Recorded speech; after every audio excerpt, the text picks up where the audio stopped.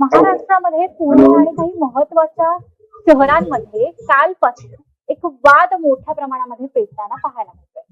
टिपू सुलतान यांची छत्रपती शिवरायांशी तुलना केली असा आरोप करत हिंदुत्ववादी संघटना आणि भाजप या पक्षानं काँग्रेसचे महाराष्ट्र प्रदेशाध्यक्ष हर्षवर्धन सपकाळ यांच्या विरोधामध्ये कालपासून फार जोरदार आंदोलन केली. त्यांनी या आंदोलनांनी अत्यंत आक्रमक असं स्वरूप घेतलं. दरम्यान या सगळ्याविषयी बोलण्यासाठी आज आपल्यासोबत आहेत स्वतः काँग्रेस प्रदेशाध्यक्ष हर्षवर्धन सपकाळ. तर तुमचं खूप खूप स्वागत आहे प्राईम टाइम महाराष्ट्र. हा जो विषय आहे त्या विषयावर कालपासून प्रचंड आक्रमक असा पवित्रा हा भाजप आणि विविध हिंदुत्ववादी संघटनांनी घेतलाय. आपल्या विरोधामध्ये मोर्चे करण्यात आले आहेत आणि भाजपच्या एकंदर या अशा आक्रमक पवित्राकडे आपण कसं पाहताय? हा विषय खरोखरच काही वेगळ्या कारणांसाठी इतका वाढवला गेला का आणि तुमच्या वक्तव्याचा नेमका हेतू काय होता ज्याचा अशा पद्धतीनं वापर हा भाजप आणि इतर संघटनांकडून करण्यात आला?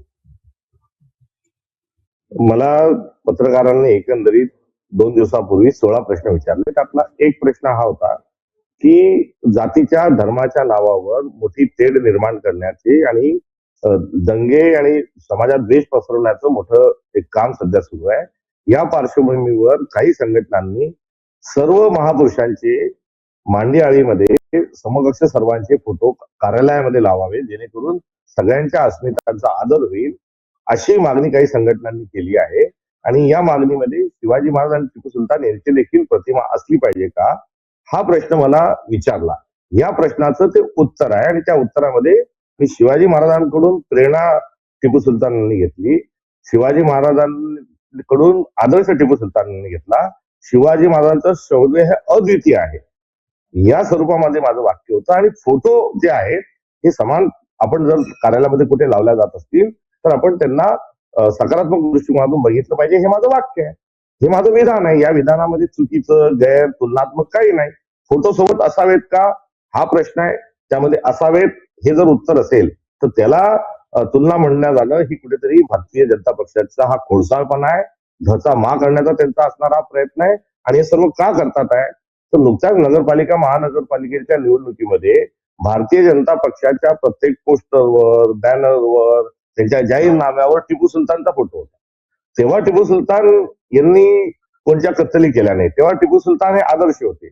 आता निवडणुका संपतात सनी आता त्यांना अशा स्वरूपाचं त्यांच्या संदर्भामध्ये जे बोलणं हा स्पष्ट अर्थाने महाराष्ट्रभर भारतीय जनता पक्षाला दंगली उसळायच्या आहेत. शिवजयंती जवळ येत आहे आणि त्या पार्श्वभूमीवर शिवाजी महाराजांनी सर्वांना सोबत घेऊन चाला हा सर्वसमावेशक संस्कार महाराष्ट्रावर जो घातलाय तो पुसू पाहण्याकरता हा वाद पेटवला जात आहे.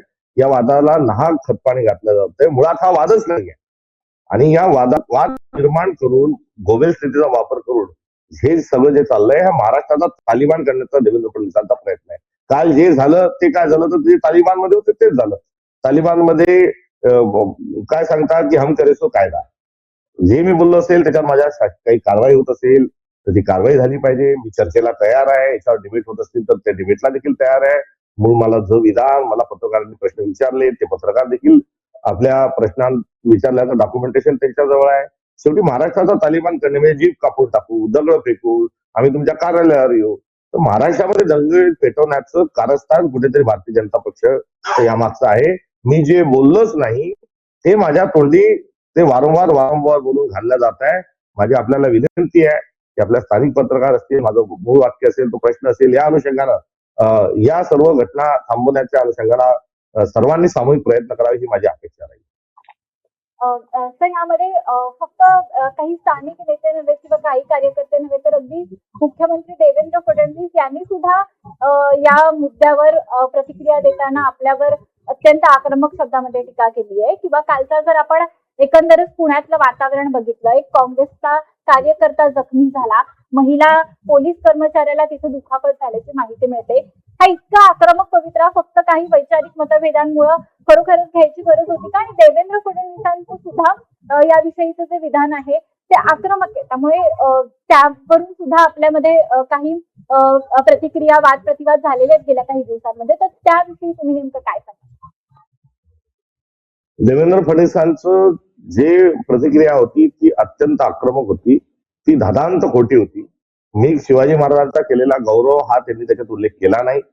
फोटो सोबत कार्यालयांमध्ये लावावेत का या गोष्टीला त्यांनी तुलना हा शब्द वापरला आणि एकंदरीत चेतावणीखोर वक्तव्य त्यांचं होतं. ते सबसे खोटं बोलत होते. मला वाईट वाटतं की महाराष्ट्राचा आपला मुख्यमंत्री धादांत दंगली घडवण्याकरता एवढं खोटं बोलतात, एवढं चेतावणीखोर बोलतात. त्यांनी जेही काही बोलले हे निराधार आहे. त्यांच्या माझ्या वाक्याचा विपर्यास करून त्यांनी कुठेतरी चेतावणीखोर भूमिकेतून ते पुढे गेलेले आहेत. ज्या मुख्यमंत्र्यांनी संपूर्ण कायदा सुव्यवस्था बघितली पाहिजे तेच कायदा सुव्यवस्था बिघडत आहेत. आणि मी आपल्याला सांगितल्यानुसार पुण्यातलं प्रकरण हे महाराष्ट्राचं तालिबान करण्याचा प्रयत्न आहे. रामशास्त्री प्रभूंच्या पुण्यामध्ये काल तालिबानी कृत्य होतं. हा भारतीय जनता पक्षाचा खरा चेहरा आहे. त्यासोबत विचारलेला एक प्रश्न की आपला कार्यकर्ता किंवा महिला पोलीस कर्मचाऱ्याला या ठिकाणी दुखापत झालेली आहे, आपण त्याविषयी काही माहिती घेतली आहे का आणि त्याविषयी सध्या काय अपडेट आहे आताची? जे जखमी आहेत आमचे 2 तरुण युवक आहेत, एक महिला कार्यकर्ता आहे, यांना मार लागलो, महिला कार्यकर्त्याच्या चेहऱ्यावर दगड मारला, त्यांचे दात जे आहेत ते त्यांना मोठी इजा त्यामध्ये झालेली आहे. एखादा पाय जो आहे तो फ्रॅक्चर झालाय, कोणाचं डोकं फुटलंय. तर या सर्वांशी चर्चा झाली आणि या सर्वांनी या लढ्यामध्ये, या संविधानाच्या लढ्यामध्ये, या हिंदवी स्वराज्याच्या लढ्यामध्ये आम्ही कर्मठतेने सोबत आहोत आणि भारतीय जनता पक्षाचा फसवा प्रचार आम्ही यशस्वी होऊ देणार नाही, ही एकंदरीत त्यांची असणारी भूमिका आहे. सर, ही घटना ताजी होती, पण यासोबतच काही आणखी 2 प्रश्न मी तुम्हाला विचारू इच्छिते. जे दरम्यानच्या काळामध्ये ज्या काही घटना घडल्या त्यावरून स्थानिक स्वराज्य संस्थांच्या निवडणुका झाल्या आणि चंद्रपूर महानगरपालिका ही या सगळ्यामध्ये प्रचंड चर्चेचा विषय ठरली. चंद्रपुरामध्ये काँग्रेस सत्ता स्थापन करेल असं जवळपास निश्चित असताना एक वेगळंच राजकीय गणित त्या ठिकाणी पाहायला मिळालं.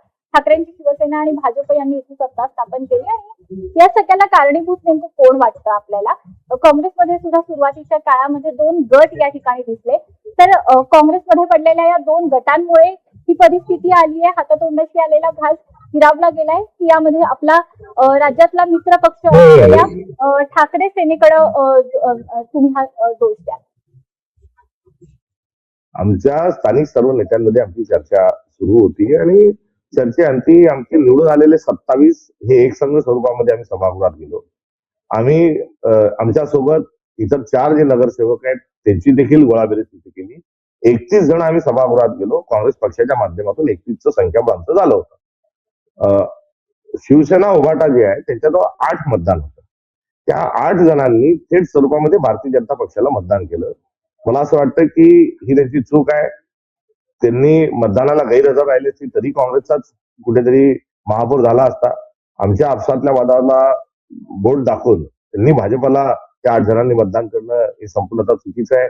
एमआयएमचा एक जो आहे भारतीय जनता पक्षाचा मित्रपक्ष त्यांनी तटस्थ असणारी भूमिका घेतली. त्यामुळे एकंदरीत हे या आशयाचं प्रकरण आहे. या उलट परभणीमध्ये काँग्रेसचे 12 नगरसेवक होते तर शिवसेनेचे 24 नगरसेवक होते. आम्ही परभणीमध्ये कुठल्याही प्रकारचा खासदारांचे आमदारांचे वाद होते, अजून कोणाची काय होते वगैरे वगैरे असं काहीही कुठलाही कांगावा न करता आम्ही भारतीय जनता पक्षाला दूर ठेवण्याची भूमिका आमची होती आणि परभणीमध्ये आम्ही उभाटाला मतदान केलं. मात्र चंद्रपूरमध्ये उभाटाने आम्हाला मतदान केलं नाही. एकंदरीत या विषयाचा हा सर्व असणारी वस्तुस्थिती. या स्थानिक स्वराज्य संस्थांच्या निवडणुकांच्या निमित्तानं प्रचंड वेगळी समीकरणं, राजकीय समीकरणं ही वेगवेगळ्या ठिकाणी पाहायला मिळाली. या निमित्तानं सातत्याने एक प्रश्न उपस्थित केला जातोय, तो म्हणजे राज्यातली जी महाविकास आघाडी आहे ती कायम अतूट आणि तितक्याच ताकदीनं तर यापुढे सुद्धा कार्यरत राहणार का? कारण की बरीचशी समीकरणं ही विविध ठिकाणी आता बदललेली दिसतात. त्यामुळे त्याविषयीचा विश्वास आपण इथे व्यक्त करू शकतो. आता झालेल्या नगरपालिका, महानगरपालिका आणि जिल्हा परिषदमध्ये आम्ही आघाडीचे सर्व अधिकार स्थानिक पातळीवर दिले होते.